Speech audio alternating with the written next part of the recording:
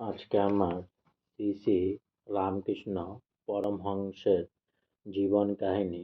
এক বাগানে দুইজন লোক বেড়াতে গিয়াছে। তার ভিতর যার বিষয় বুদ্ধি বেশি সে ঢুকে বাগানে কটা আম গাছ, কোন গাছে কত আম হয়েছে, বাগানটির কত দাম হতে পারে এরকম বিচার করতে লাগলো। আর একজন মালির সঙ্গে ভাব করে গাছতলায় বসে একটি করে আম পাড়তে লাগলো আর খেতে লাগলো। বল দেখি কে বুদ্ধিমান। আম খাও পেট ভরবে, কেবল পাতা গুনে কিংবা হিসেব নিকেশ করে লাভ কি? যারা জ্ঞানী ভিমানী তারা শাস্ত্রীয় তর্ক যুক্তি নিয়ে ব্যস্ত থাকেন। বুদ্ধিমান লোক ঈশ্বরের সঙ্গে ভাব করে এই সংসারে পরমানন্দ ভোগ করেন। কাঁচা ময়দা গরম ঘিয়ে ফেলে দিলে খলখল শব্দ হয়, কিন্তু ময়দা যত ভাজা হতে থাকে তত শব্দ কম হয়ে আসে। ভাজা হয়ে গেলে আর শব্দ হয় না।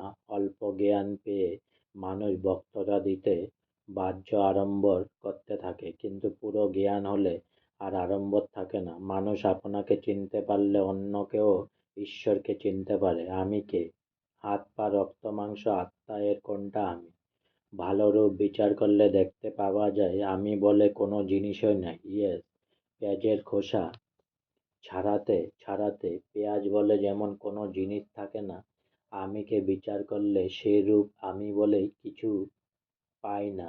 শেষে যা থাকে তা ঈশ্বর। আমিত্ব দূর হলে ঈশ্বর দেখা দেন। মনকে একাগ্র করবার জন্য ধ্যান করবার আগে হাত তালি দিয়ে খানিকক্ষণ হরি হরি বল বলবে।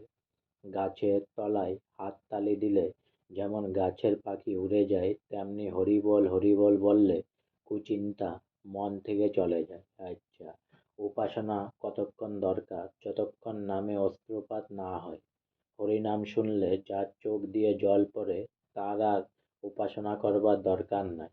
এক ডুবে রত্ন না পেলে রত্নাকরকে রত্নহীন মনে করো না। ডুব দিতে দিতে রত্ন মিলবেই মিলবে। অল্প সাধনা করে ঈশ্বর দর্শন হলো না বলে হতাশ হইও না। ধৈর্য ধরে সাধনা করতে থাকো, যথাসময়ে ঈশ্বর কৃপা তোমার উপর পড়বেই পড়বে। আজকে আমার শ্রী শ্রী রামকৃষ্ণ পরমহংস দেবের জীবন কাহিনী এখানেই সমাপ্ত হলো। তাই অনেক অনেক সাবস্ক্রাইব করেন জেডিকি পাঠশালা, আর অনেক অনেক লাইক করেন জেডিকি পাঠশালা।